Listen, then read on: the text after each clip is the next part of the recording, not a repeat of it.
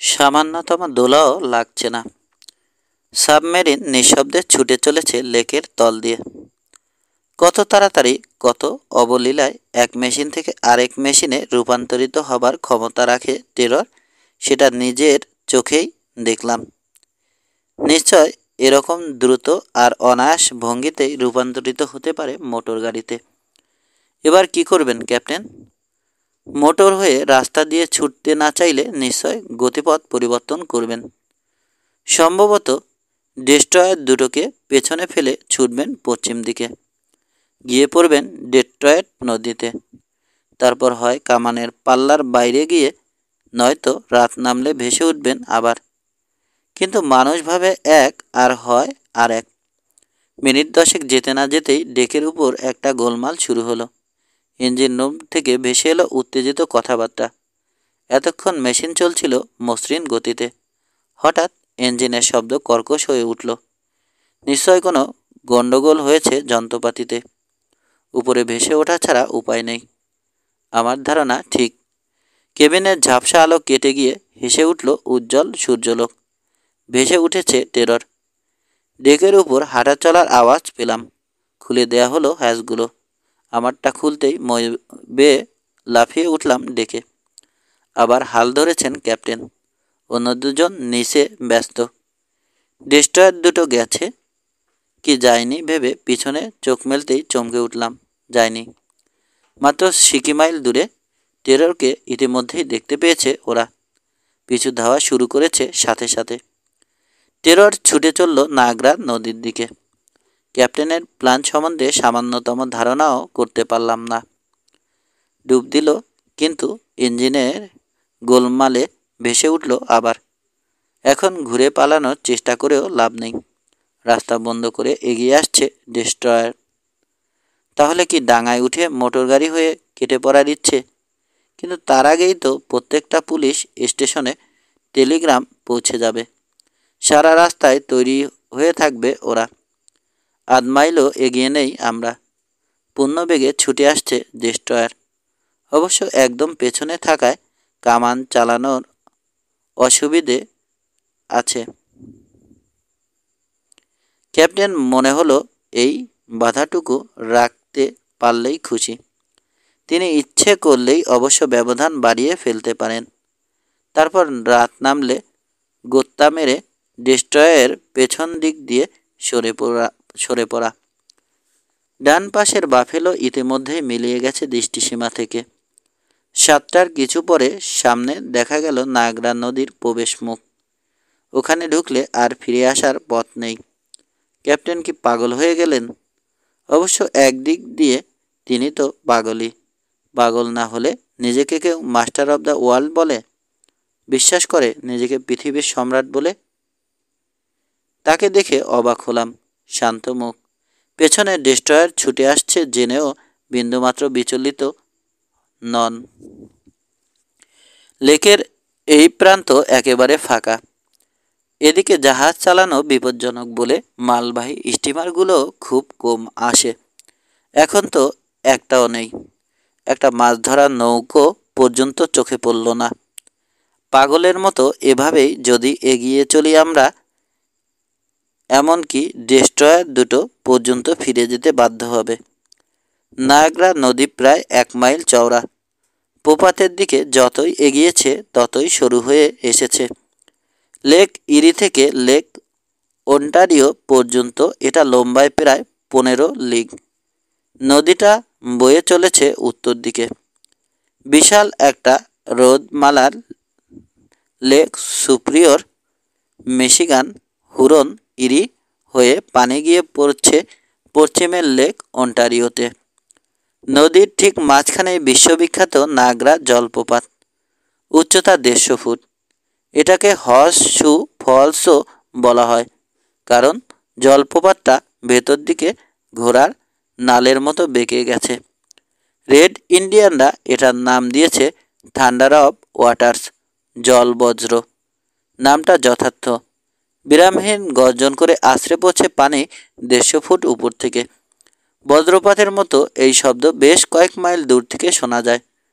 Lake ইরি আর নায়াগ্রার ক্ষুদ্র শহরের মাঝামাঝি দুটো দ্বীপ জলধারাকে বিভক্ত করেছে। জলপ্রপাতের 1 লিগ উপরে নেভি আইল্যান্ড, আর কানাডা ও আমেরিকার প্রপাতের মাঝখানে গোট আইল্যান্ড। এই দ্বীপের শেষ প্রান্তেই একসময় ছিল কারিগরের অসম সাহসিক কীর্তি টেরাপিন টাওয়ার। টাওয়ার ছিল খাদের একদম কিনারায়, প্রপাতের ঠিক মাঝখানে। কিন্তু প্রপাতের তলদেশের পাথর ক্রমাগত ক্ষয়ে যাবার ফলে টাওয়ারের পাথরের ভিত সরতে সরতে চলে গেছে খাদের দিকে। তারপর একদিন ধসে পড়ে বিলীন হয়ে গেছে চিরকালের মতো। নদীর প্রবেশ মুখেই কানাডার উপকূলে ফোর্ট ইরি শহর। প্রপাতের তীর বরাবর নেভি আইল্যান্ডের দুপাশে আছে আরও দুটো শহর, বাম দিকে চিপ্পেওয়া, ডান দিকে স্লাফার।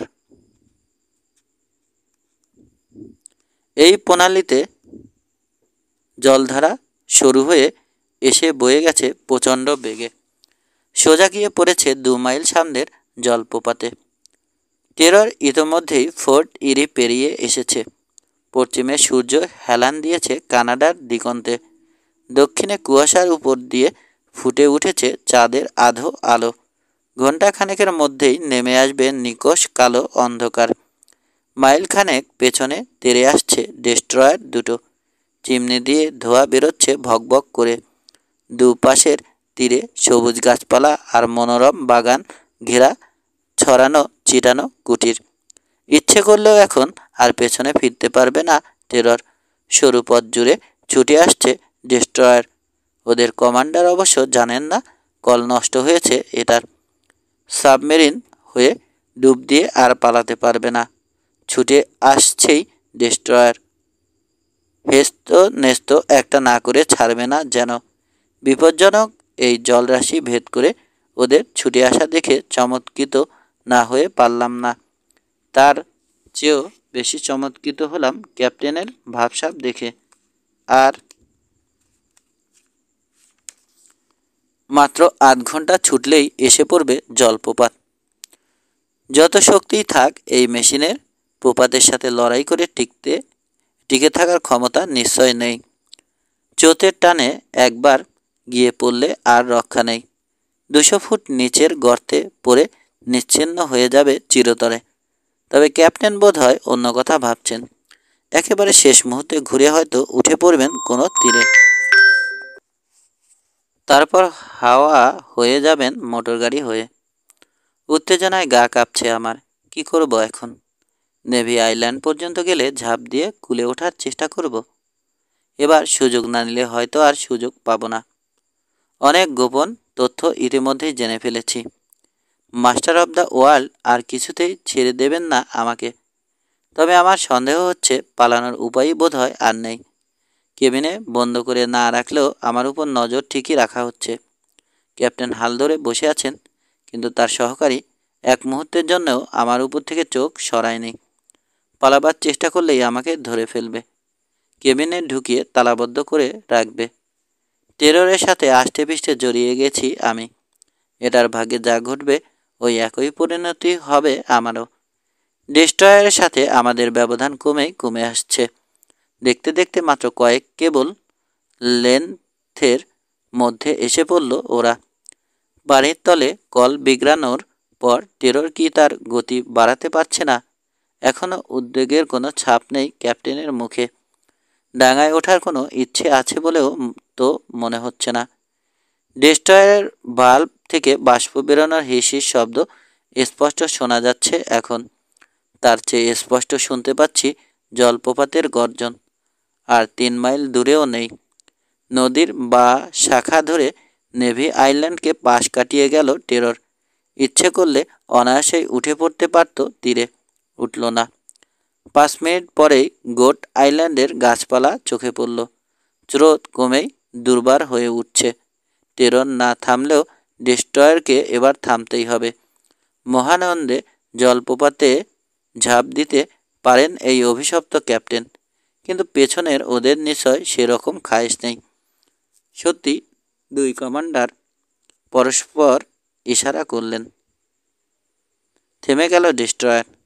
আর মাত্র 600 ফুট সামনেই জলপ্রপাত। একের পর এক কামান দাগতে লাগলেন ওরা। শোঁ করে গোলা উড়ে গেল টেররের উপর দিয়ে। গরনে নিচু হওয়ায় লাগলো না একটাও। সূর্য ডুবে গেছে। গোধূলির ফাঁক দিয়ে দক্ষিণে দেখা যাচ্ছে চাঁদের রশ্মি। চোতের টানে গতি দ্বিগুণ হয়ে গেছে। বুলেটের মতো ছুটে চলেছে টেরর। আর কয়েকটা মুহূর্ত, তারপরেই নিশ্চিহ্ন হয়ে যাবে প্রকাণ্ড গহ্বরে। মহা আতঙ্কে গায়ের লোম দাঁড়িয়ে গেল আমার। সাত করে পাশ কেটে গেল গোট আইল্যান্ডের তীর, এল থ্রি সিস্টার্স আইল্যান্ড। ঝুরঝুর করে প্রপাতের পানির কণা ঝরে পড়ছে এই দ্বীপের উপর। লাফ দিলাম আমি। বাঁচার সম্ভাবনা নেই জানি, তবে এটাই আমার সর্বশেষ সুযোগ। পানিতে পড়ব এমন সময় একজন ঝাপটে ধরল পেছন দিক থেকে। ধকধক করে কলকবজা চলছিল এতক্ষণ। হঠাৎ তীক্ষ্ণ হয়ে উঠল সে আওয়াজ। টেররের দুপাশে ভাঁজ করে রাখা গ্যাংওয়ে দুটো খুলে গেল পাখির ডানার মতো। প্রপাতের একেবারে কিনারায় পৌঁছে গেছে। কানে তালা লেগে যাচ্ছে ভয়াবহ গর্জনে। ঠিক এই সময় মৃদু একটা ঝাঁকি দিয়ে শূন্যে উঠে পড়ল টেরর। রামধনুর মতো বাঁকা চন্দ্রলোকের মাঝখান দিয়ে উড়ে গেল আকাশে। 15। গভীর ঘুম ভাঙল পরদিন সকালে। মনে হলো মেশিনটা স্থির হয়ে আছে। রাস্তার উপর দিয়ে যাচ্ছে না, পানির উপর বা নিচ দিয়েও ছুটছে না, উঠছে না আকাশেও। তাহলে কি পৌঁছে গেছি রহস্যময় সেই গোপন ঘাঁটিতে, আজ পর্যন্ত যেখানে পা পড়েনি কোনো মানুষের? এত গভীর ঘুম ঘুমিয়েছি, অবাকই হলাম একটু। আকাশে ওরার কিছুই প্রায় দেখতে পাইনি। তাহলে কি আমার খাবারের সাথে ঘুমের ওষুধ মেশানো হয়েছিল, যাতে কোথায় নামছি সেটা জানতে না পারি? গতকালের কথা মনে হলো। বিস্ময়ে হাগ হয়ে গিয়েছিলাম আমি। জলপ্রপাতে আছড়ে পড়ার পরিবর্তে টেরর কিনা উড়ে উঠল আকাশে।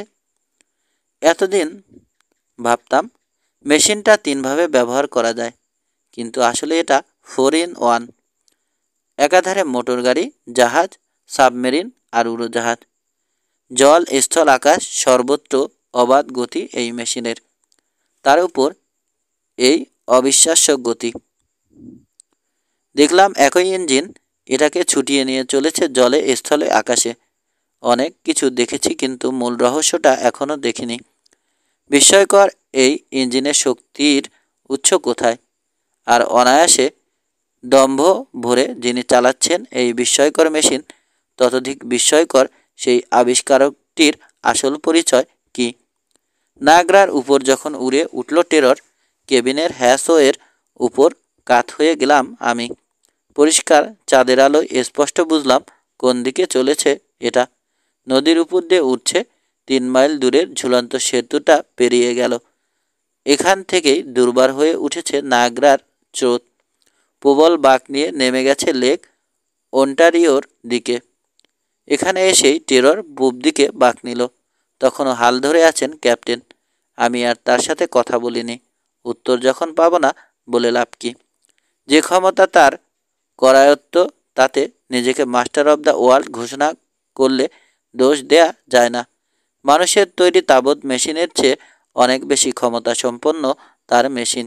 এই ক্ষমতার কাছে সাধারণ মানুষ একেবারে অসহায়। অসাধারণ এই মেশিন কেন তিনি বিক্রি করবেন? লক্ষ কোটি ডলার এর তুলনায় তুচ্ছ। তার চলনে বলনে যে অনায়াস ভাব, সেটা তার আত্মবিশ্বাসেরই বহিঃপ্রকাশ। তবে তার উচ্চাকাঙ্ক্ষা তাকে কোথায় নিয়ে যাবে কে জানে। পাগল না হয়ে যান শেষ পর্যন্ত। ওরা আধ ঘন্টা পরেই ঢলে পড়লাম ঘুমে। তারপর টেরর কোন পথে গেছে জানি না। আমাকে নিশ্চয় ঘুমের ওষুধ খাওয়ানো হয়েছিল। ক্যাপ্টেন আমাকে দেখাতে চাননি তার যাত্রাপথ। 31 জুলাই রাতে বাকি পথটা উড়ে গিয়েছিল, নাকি আবার সাগর বা রোদে নেমেছিল, অথবা ছুটে গিয়েছিল আমেরিকার রাজপথ ধরে, জানি না, কিছুই জানি না। এরপর কি ঘটবে, আমার কপালেই বা কি আছে? আগেই বলেছি, ঘুম ভেঙেই মনে হলো এটা একেবারে স্থির হয়ে আছে। চললে সামান্য নড়াচড়ার আভাস তো পেতাম। চুপচাপ শুয়ে থাকলাম কেবিনে। আমার এখন ডেকে গিয়ে দেখা দরকার কোথায় নেমেছে মেশিনটা। হ্যাস খোলার চেষ্টা করলাম, পারলাম না, বন্ধ করে দেয়া হয়েছে। আবার যাত্রা শুরু না করা পর্যন্ত এভাবে বন্দি হয়ে থাকতে হবে, বিড়বিড় করে বললাম আমি। কিন্তু টেরর চলাকালীন তো পালিয়ে যাওয়া অসম্ভব। উদ্বেগে অস্থির হয়ে উঠলাম। আরও কতক্ষণ বন্দি হয়ে থাকতে হবে? বেশিক্ষণ অপেক্ষা করতে হলো না। মিনিট 15 পরেই ঘটাং করে হুড়কো খোলার শব্দ কানে এলো। উপর থেকে হ্যাস টেনে তুলল কেউ। এক ঝলক আলো বাতাস শেষে ঢুকলো কেবিনে। এক লাফে ডেকের উপর উঠে এলাম। মাথা ঘুরিয়ে দেখে নিলাম চারপাশ। যা ভেবেছিলাম তাই। স্থির হয়ে আছে 15 থেকে 1800 ফুট বেড়ে বিশাল এক পাথরের দেয়ালের মাঝখানে দাঁড়িয়ে আছে টেরর। পায়ের নিচে হলুদ নুড়ির কার্পেট বিছানো, লতাপাতার চিহ্ন মাত্র নেই। গহ্বরটা উত্তর দক্ষিণে বিস্তৃত, ডিম্বাকৃতি। চারপাশ ঘেরা পাথরের দেয়ালের উচ্চতা বা চূড়োর আকার সম্বন্ধে কোনো ধারণা করতে পারলাম না। মাথার উপরের ঘন কুয়াশা ভেদ করে সূর্যের আলো প্রবেশ করতে পারছে না। বালুকাময় মেঝের উপর দিয়ে ভেসে যাচ্ছে মেঘের স্তর। এখন নিশ্চয় ভোর, আর কিছুক্ষণ পর কুয়াশা কেটে হেসে উঠবে সূর্যলোক। আজ 1 আগস্ট। তবু বেশ শীত শীত করছে। আমরা বোধহয় উত্তরে বা সমুদ্রপৃষ্ঠের অনেক উপরে রয়েছি। তবে আমেরিকা ছেড়ে যায়নি, এটাও ঠিক। কোন অঞ্চলে আছি সেটা আন্দাজ করা কঠিন। যত বেগেই উড়ে আসুক, নাগরা থেকে রওনা হওয়ার পর 12 ঘন্টায় নিশ্চয় মহাসাগর পাড়ি দিতে পারেনি। এই সময় পাথরের দেয়ালের একটা সুড়ঙ্গ থেকে বেরিয়ে এলেন ক্যাপ্টেন। সুড়ঙ্গটা দেয়ালের পাদদেশে, মুখ ঘন কুয়াশায় ঢাকা। মাথার উপর কুয়াশার চাদর ফুঁড়ে মাঝে মাঝে চোখে পড়ছে বিশালাকার পাখির ছায়া। গাঢ় নিস্তব্ধতা খান খান হয়ে যাচ্ছে কর্কশ চিৎকারে। ডানাওয়ালা এই উড়ন্ত দানবকে দেখে হয়তো ভয় পেয়েছে ওরা। এটার সাথে শক্তি বা গতি কোনোটাতেই তো পাল্লা দিতে পারবে না। সব দেখে শুনে বিশ্বাস হলো এটাই সেই গোপন ঘাঁটি। এখানেই তিনি বিশ্রাম নেন। এটাই তার মোটরের গ্যারেজ, জাহাজের বন্দর আর উড়োজাহাজের হ্যাঙ্গার। আমাকে বাধা দেওয়ার কোনো লক্ষণ দেখছি না ওদের মধ্যে। এই সুযোগে মেশিনটাকে একবার ভালো করে দেখা যায়। আগে আমাকে নজরবন্দি করে রাখলেও এখন কোনো গুরুত্বই দিচ্ছেন না ক্যাপ্টেন। 2 সহকারীকে নিয়ে আবার সুড়ঙ্গের মধ্যে উধাও হলেন তিনি। টেররের বাইরেটা দেখে নেয়ার এটাই সুবর্ণ সুযোগ। ভেতরটা হয়তো ভালো করে দেখতে পারবো না। আমার কেবিনেটটা ছাড়া অন্য হ্যাচগুলো বন্ধ। ওগুলোকে খোলার চেষ্টা করাও বৃথা। দেখি তো কেমন করে ইচ্ছে মতো রূপান্তরিত হতে পারে মেশিনটা। লাফিয়ে নামলাম মেঝেতে। আগেই বলেছি মেশিনটার গড়ন লম্বাটে ধরনের। স্টার্নের তুলনায় বেশি ছুসলো। অ্যালুমিনিয়ামে মোড়া গা। পাখা দুটো কি ধাতুর বুঝতে পারলাম না। প্রায় 2 ফুট ব্যাসের 4টে চাকা। হাওয়া ভরা টায়ারগুলো এত পুরু যে যত জোরেই ছুটুক ঝাঁকুনি টের পাওয়া যায় না।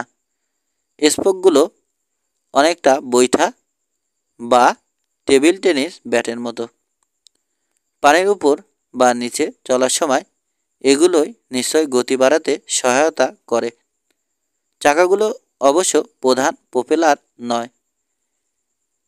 কিলের দুপাশে দুটো পারসন্স টারবাইন বসানো আছে।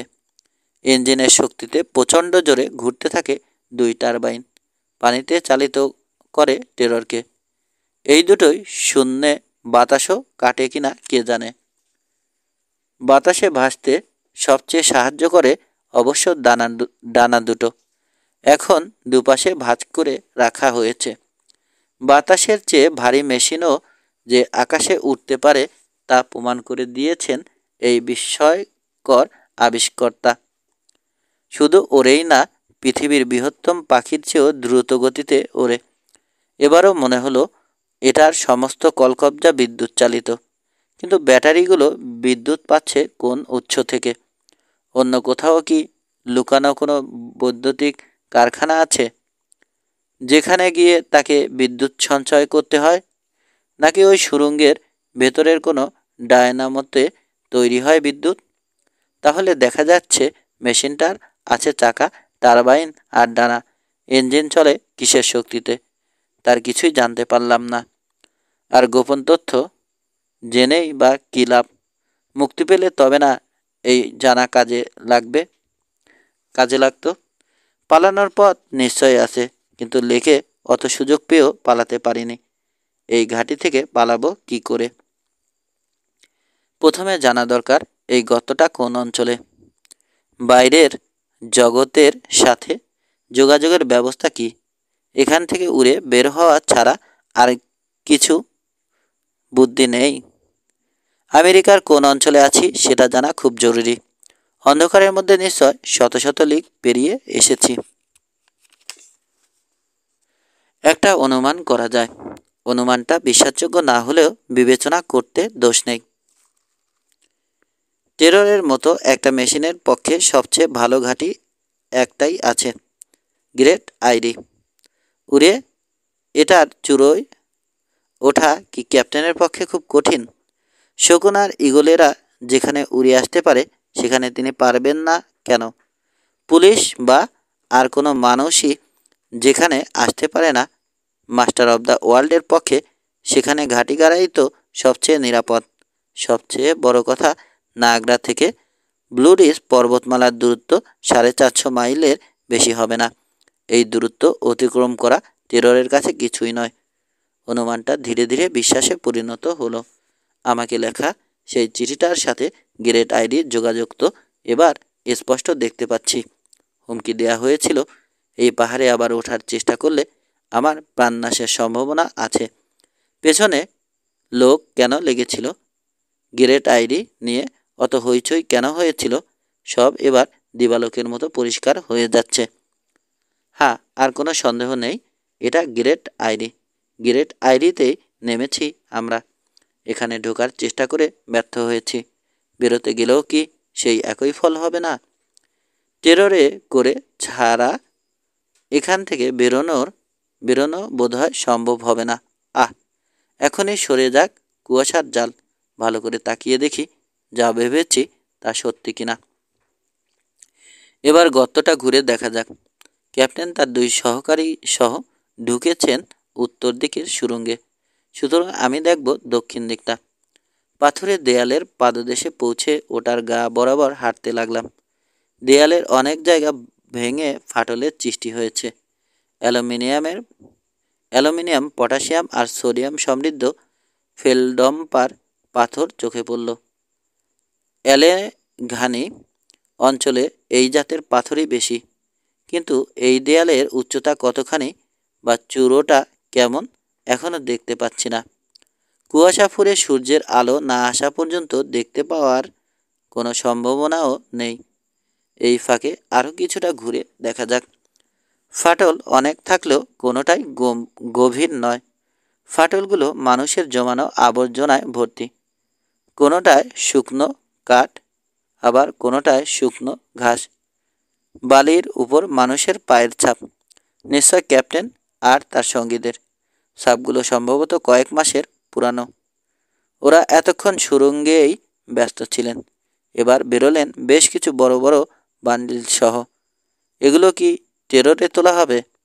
আর এই রকম বান্ডিল বাঁধার মানে কি? চিরদিনের মতো ছেড়ে যাবেন এই ঘাঁটি?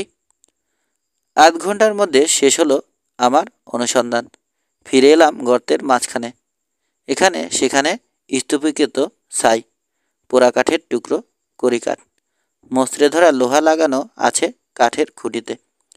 আগুনে পুড়ে দুমড়ে মুচড়ে আছে ধাতুর বর্ম। জটিল কিছু যন্ত্রপাতির অবশিষ্টাংশ সব ধ্বংস হয়ে গেছে আগুনে। অল্প কিছুদিন আগে এখানে বোধহয় প্রচণ্ড একটা অগ্নিকাণ্ড ঘটে গেছে। তবে সেটা ইচ্ছে করে লাগানো হয়েছিল নাকি দুর্ঘটনা বুঝতে পারছি না।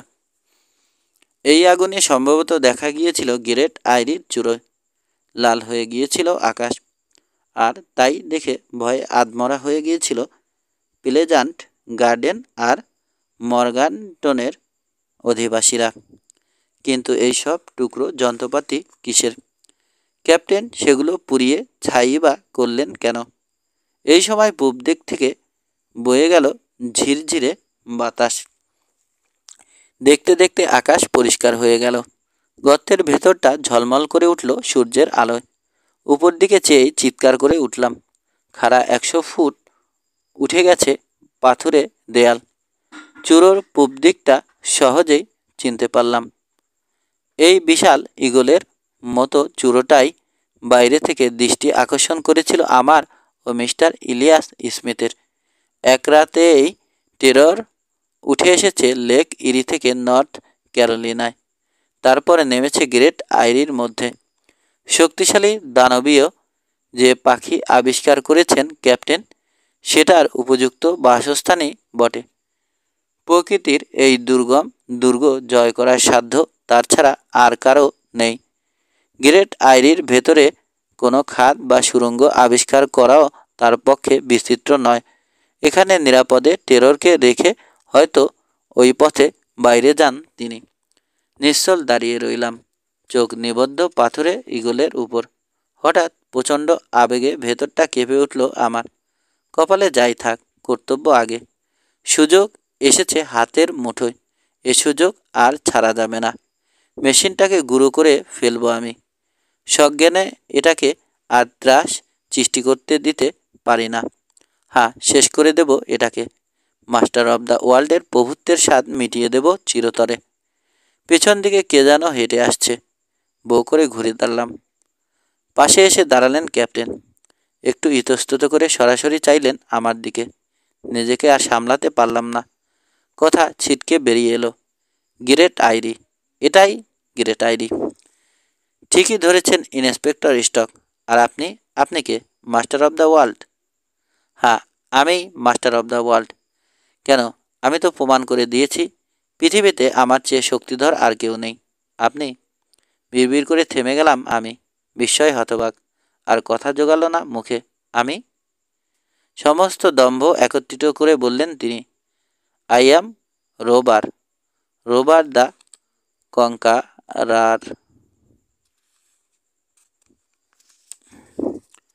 16 রোবার দ্য কঙ্কারার।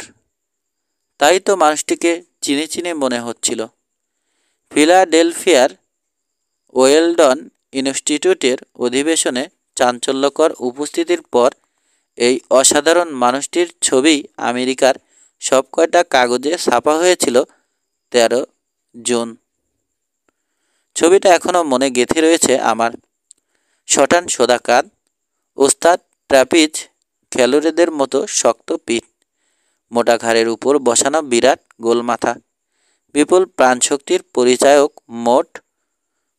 মোটা জোড়া ভুরুর নিচে আগুনের মতো গনগনে চোখ, বিপুল প্রাণশক্তির পরিচায়ক চোখ, খাটো কোকড়ানো ঝকঝকে চুল, কামারের হাপড়ের মতো ওঠানামা করছে বিশাল বুক, উরু ও বাহুর গঠন প্রকাণ্ড শরীরের সাথে মানানসই, পরিষ্কার কামানের গালের দুপাশে খাটো দাড়ি, পরিষ্কার কামানো গালের দুপাশে খাটো দাড়ি, ঠেলে বেরিয়ে আসছে চোয়ালের শক্ত পেশি।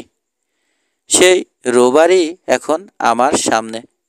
নিজস্ব দুর্ভেদ্য দুর্গের মাঝে দাঁড়িয়ে প্রকাশ করেছেন নিজের পরিচয়। রোবার কি করে সারা পৃথিবীর দৃষ্টি আকর্ষণ করেছিলেন সেটা একটু খুলে বলা দরকার। ওয়েলডনের ইনস্টিটিউটে আসলে অ্যারোনটিকদের একটা ক্লাব। ফিলাডেলফিয়ার একজন নামী ব্যক্তি এই ক্লাবের সভাপতি। সবাই তাকে চেনে আঙ্কল ফ্রোডেন্ট নামে। মিস্টার ফিলিপ ইভান্স এই ক্লাবের সেক্রেটারি। বাতাসের চেয়ে হালকা কোনো ওড়ার মেশিন আবিষ্কার সম্ভব কিনা সেটাই ক্লাবের সব সদস্যদের চেষ্টা। ক্লাবের 2 প্রধানের তত্ত্বাবধানে তাই সবাই মিলে তৈরি করেছিলেন অতিকায় এক বেলুন, নাম গো আহেড। বেলুনটার নির্মাণ পদ্ধতি নিয়ে জোর আলোচনা চলছিল ক্লাবে। ঠিক সে সময় হঠাৎ সেখানে উপস্থিত হন রোবার। তাদের সমস্ত প্ল্যানকে বাজে বলে বিদ্রূপ করেন। বলেন বাতাসের চেয়ে ভারী মেশিনে করেই ওড়া সম্ভব, হালকা মেশিনে নয়, এবং সেরকম একটা মেশিন তিনি আবিষ্কার করেছেন। একথা শুনে মুখ টিপে হাসলেন ক্লাবের সদস্যরা। পাল্টা বিদ্রূপ করে তার নামকরণ করলেন রোবার দ্য কঙ্কারার, দিগ্বিজয়ী রোবার। একসময় গন্ডগোল তুমুল পর্যায়ে পৌঁছল। সদস্যদের দুই একজন রিভলভার বের করে ফায়ার করতেই চম্পট দিলেন রোবার। সেই রাতেই রোবার জোর করে নিয়ে গেলেন ক্লাবের সভাপতি ও সেক্রেটারিকে। ইচ্ছের বিরুদ্ধে তাদের নিয়ে তুললেন নব আবিষ্কৃত এয়ারশিপ আলবার্টসে। অর্থাৎ প্রমাণ করতে চাইলেন তার ধারণা সত্যি। যন্ত্রটা 100 ফুট লম্বা, অনেকগুলো সমতল প্রোপেলার এটাকে বাতাসে ভাসিয়ে রাখে। বো এবং স্টার্নে লাগানো খাড়া প্রোপেলারের সাহায্যে এটা সামনের দিকে ছুটে যায়। আলবার্টসে আছে 8 ডজন ক্রু, সবাই রোবার অন্তঃপ্রাণ। পৃথিবী প্রদক্ষিণ যখন প্রায় শেষ, তখন মিস্টার পোডেন্ট ও ইভান্স পালিয়ে যান। পালাবার আগে একটা বিস্ফোরণ ঘটিয়ে যন্ত্রটাকে ধ্বংস করে দেন।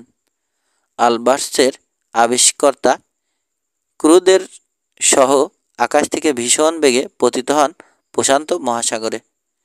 মিস্টার পোভেস্ট ও ইভান্স ফিরে আসেন ফিলাডেলফিয়ায়। তারা জানতে পেরেছিলেন প্রশান্ত মহাসাগরের এক্স নামক এক অজানা দ্বীপে তৈরি করা হয়েছে আলবার্টস। কিন্তু এই এক্স দ্বীপের অবস্থান সম্পূর্ণ অজ্ঞাত হওয়ার ফলে খুঁজে বের করা প্রায় অসম্ভব। তাছাড়া খোঁজার খুব একটা আগ্রহ ছিল না তাদের, কারণ মেশিন সমেত আবিষ্কর্তা ও তার সহকারীরা যে সবাই ধ্বংস হয়ে গেছে এ ব্যাপারে দুজনেই নিশ্চিত। 2 কোটিপতি বাসায় ফিরে ঠান্ডা মাথায় আবার গো আহেডের নির্মাণে মনোনিবেশ করলেন। অন্তরে গোপন ইচ্ছে, রোবারের সাথে যেভাবে পৃথিবী প্রদক্ষিণ করেছেন সেভাবে করবেন নিজেদের মেশিনে চড়ে। প্রমাণ করে দেবেন ভারী আলবার্টসের চেয়ে তাদের হালকা মেশিনও কোনো অংশে কম নয়। আর এ কাজ করতে না পারলে তারা খাঁটি আমেরিকানই নন। পরের বছর 24 এপ্রিল ফিলাডেলফিয়ার ফেয়ারমাউন্ট পার্ক থেকে যাত্রা শুরু করল গো আহেড।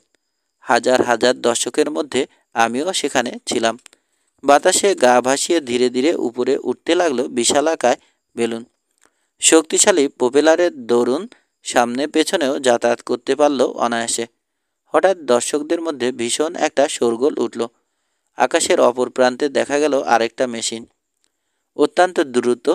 সেটা এগিয়ে এলো গো আহেডের দিকে। এটা আরেকটা আলবার্টস, সম্ভবত প্রথমটার চেয়েও বেশি শক্তিশালী। রোবার মরেননি। প্রতিহিংসা চরিতার্থ করার জন্যে প্রশান্ত মহাসাগরের এক্স দ্বীপে চুপি চুপি তৈরি করেছেন আরেকটা আলবার্টস। অতিকায় শিকারী পাখির মতো গো আহেডের উপর ছো মারল আলবার্টস। প্রতিশোধের আগুনে ধিকি ধিকি জ্বলছেন রোবার। প্রতিশোধ না নিয়ে ছাড়বেন না। সেই সাথে প্রমাণ করে দেবেন বাতাসের চেয়ে ভারী মেশিন এই বেলুনের চেয়ে বহুগুণে শ্রেষ্ঠ। নিজেদের বাঁচানোর যথাসাধ্য চেষ্টা করলেন মিস্টার পোডেন্ট আর ইভান্স। সোজাসুজি ছুটে আলবার্টসের সাথে পেরে উঠবেন না বুঝতে পেরে বেলুনের সমস্ত জিনিসপত্র ফেলে দিলেন। সাঁ করে গো আহেড উঠে গেল 20,000 ফুট উপরে। কিন্তু আলবার্টস উঠল তার চেয়ে উপরে, চক্কর দিতে লাগলো বেলুনটাকে ঘিরে। অতর্কিতে ভেসে এলো বিস্ফোরণের শব্দ। অত উঁচুতে ওঠায় প্রসারিত হয়ে গেছে গ্যাস ব্যাগ, ফাটিয়ে দিয়েছে গো আহেডকে। অর্ধেক চুপসে গিয়ে শাঁ করে নামতে লাগলো বেলুন। এবারে ঘটল এক অবিশ্বাস্য ঘটনা। ঝাঁক করে নেমে এলো আলবার্টস, তবে ওদের দুজনকে শেষ করার জন্যে নয়, উদ্ধার করার জন্যে। প্রতিহিংসা ভুলে মিস্টার পোডেন্ট ও ইভান্সকে রোবার আর তার সহকারীরা মিলে টেনে তুললেন আলবার্টসের প্ল্যাটফর্মে। ধীরে ধীরে চুপসে গেল বেলুন। শেষমেশ এসে পড়ল মাউন্ট পার্কের গাছের উপর। রোবারের উদারতা দেখে চমৎকৃত হলো জনসাধারণ, আবার আতঙ্কিত হলো। এবার ওদের হাতে পেয়েছেন রোবার, না জানে কি করবেন। ওদের নিয়ে উধাও হয়ে যাবেন না তো চিরদিনের মতো? আরও নেমে এলো আলবার্টস। মনে হলো পার্কে এসে নামবে, কিন্তু নামলে তো সর্বনাশ হয়ে যাবে। উত্তেজিত জনসাধারণ তাকে আর তার যন্ত্রকে টুকরো টুকরো করে ফেলবে। মাটির ঠিক 6 ফুট উপরে এসে থেমে গেল আলবার্টস। জনসাধারণ এগিয়ে গেল খানিকটা, যেন আক্রমণ করবে। এই সময় শোনা গেল রোবারের গলা।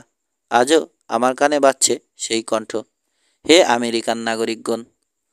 ওয়েলডন ইনস্টিটিউটের সভাপতি এবং সেক্রেটারি সাহেব আবার এখন আমার হাতের মুঠোয়। তারা আমার বহু ক্ষতি সাধন করেছেন। সেই হিসেবে তাদের আটক করা আমার স্বাভাবিক অধিকারের আওতায় পড়ে। কিন্তু আলবার্টসের প্রতি তাদের এবং আপনাদের ক্রোধ ও বিদ্বেষ দেখে বুঝতে পারছি আমার ক্ষমতাকে মনে প্রাণে গ্রহণ করার মতো মানসিকতা এখনও তৈরি হয়নি আপনাদের। জেনে রাখুন, আকাশ আমার করায়ত্ত। আঙ্কেল প্রুডেন্ট, ফিলিপ ইভান্স, যান, আপনারা মুক্ত। বেলুন থেকে লাফিয়ে মাটিতে নামলেন ওরা। এয়ারশিপটা সাই করে উঠে গেল 30 ফুট উপরে, জনতার নাগালের বাইরে। আবার ভেসে এলো রোবারের কণ্ঠ। হে আমেরিকান নাগরিকগণ! আকাশ বিজয় সম্পূর্ণ হয়েছে। তবে এখনই আপনাদের হাতে তুলে দেব না আমার এই আবিষ্কার। সময় আসুক, আমার আবিষ্কারের রহস্য আমি তাই সাথে করে নিয়ে যাচ্ছি। এ গুপ্ত রহস্য অবশ্যই একদিন আপনাদের হাতে তুলে দেব। এই মেশিন সেদিনই আপনাদের হাতে দেব যেদিন এটা ব্যবহার করার যোগ্যতা আপনারা অর্জন করবেন। আমার এ অমূল্য আবিষ্কার আপনাদের নিছক রোষের শিকারে পরিণত হয়ে ধ্বংস হোক, তা আমি চাই না। বিদায়। আরও উপরে উঠে বো বো করে বাতাস কেটে চলে গেল আলবার্টস। সমবেত জনসাধারণ জয়ধ্বনি দিয়ে উঠল। রোবারের সাথে সাক্ষাতের শেষ সময়টুকুর বর্ণনা পুঙ্খানুপুঙ্খভাবে দিলাম, কারণ এতে করে পাঠক বুঝতে পারবেন রোবার কতখানি প্রবল ব্যক্তিত্বের অধিকারী। কারো উপর তিনি হিংসা বিদ্বেষ পোষণ করেননি। অপেক্ষা করতে চেয়েছিলেন ভবিষ্যতের জন্যে। তবে তার কথাবার্তায় প্রকাশ পেয়েছিল নিজের ক্ষমতার প্রতি প্রচণ্ড আস্থা। অতিমানবিক ক্ষমতা হাতের মুঠোয় আশার গর্বে ভেতরটা টকবক করেছিল তার। এই উদ্যত্তই ধীরে ধীরে বেড়ে গেছে। রাত দিন তাকে করেছে উত্ত্যক্ত। ক্রমে ক্রমে সারা পৃথিবীকে পদানত করার বাসনা তার মনে ডালপালা মেলেছে। আমেরিকান সরকারকে লেখা তার চিঠি তাই প্রমাণ করে। মনের ভেতর শক্তির এই প্রচণ্ড লড়াই চলতে চলতে দারুণভাবে উত্তেজিত করে তুলেছে তাকে। সব রকম মাত্রা ছাড়িয়ে গেছেন তিনি। আলবার্টসে চেপে তার চলে যাবার পর কী ঘটেছে খানিকটা আন্দাজ করতে পারলাম। ওই রকম একটা নিখুঁত উড়োজাহাজ তৈরি করেও শান্তি পাননি এই আবিষ্কারক। তাই তিনি প্ল্যান করলেন এমন এক যন্ত্র আবিষ্কারের, যা দিয়ে শুধু আকাশপথ নয়, অন্যান্য পথও জয় করা যাবে। সম্ভবত এক্স দ্বীপের কারখানায় তিনি জড়ো করেছিলেন নিবেদিত প্রাণ কিছু কর্মী। দিনরাত কাজ করেছে তারা। তিল তিল করে তৈরি হয়েছে এক একটা যন্ত্রাংশ, যেগুলো জোড়া দিলেই রূপ নেবে চতুর্মুখী এই অত্যাচার্য মেশিন। তারপর দ্বিতীয় আলবার্টস এক্স দ্বীপ থেকে এসেছে গ্রেট আইরিতে। সাথে করে বয়ে এনেছে যন্ত্রাংশগুলো, কারণ সুদূর এক্স দ্বীপের তুলনায় গ্রেট আইরিতে কারখানা করার অনেক সুবিধে আছে, লোকালয় আছে। কোনো জিনিসের প্রয়োজন হলে সেটা চট করে আনা যাবে। কিন্তু এরপর ঘটনা চক্রে গ্রেট আইরিতেই ধ্বংস হয়ে যায় আলবার্টস। তবে সেটাকে ইচ্ছে করে ধ্বংস করা হয়েছে নাকি দুর্ঘটনা ঘটেছে তা জানি না। বয়ে আনা যন্ত্রাংশগুলো একের পর এক জোড়া দেয়া হলো। জন্ম নিল অভূতপূর্ব এক মেশিন টেরর। যুক্তরাষ্ট্রের রাস্তা দিয়ে তুফানের মতো ছুটে গেল টেরর। তোলপাড় তুলল আশেপাশের পানিতে। তারপর কি হলো সেটা তো আগেই বলেছি। লেক ইরিতে পিছু নিল ডেস্ট্রয়ার। দুটো ডেস্ট্রয়ারকে কাঁচকলা দেখিয়ে টেরর গা ভাসালো শূন্যে। 17। বিস্ময়কর এই অভিযানে কি ঘটবে শেষ পর্যন্ত? এখনও কি পারব এই রহস্যের জট খুলতে? সব কিছু তো রোবারের হাতের মুঠোয়। প্রশান্ত মহাসাগরের দ্বীপে পালিয়েছিলেন মিস্টার পোডেন্ট আর মিস্টার ইভান্স। আমি কি পারবো পালাতে? আপাতত অপেক্ষা করতে হবে, যদিও জানি না কত দীর্ঘ হবে এই অপেক্ষার পালা। আমার কৌতূহল কিছুটা নিবৃত্ত হয়েছে, এটা ঠিক। তবে এখনও অনেক কিছু জানার বাকি। যেটুকু জেনেছি সবই গ্রেট আইরি সম্বন্ধে। প্লেজান্ট গার্ডেন ও মর্গানটনের শহরবাসী বা আশপাশের গ্রামবাসীদের অগ্ন্যুৎপাত বা ভূমিকম্পের ভয়ে ভীত হবার কিছু নেই, এটা জানতে পেরেছি।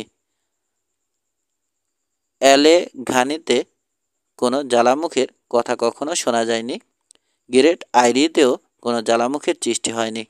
দুর্গম এই পর্বতকে খাবারের গুদাম আর কারখানা হিসেবে ব্যবহার করেছেন রোবার। আলবার্টসে করে উঠতে উঠতেই বোধহয় পর্বতটা চোখে পড়েছিল তার।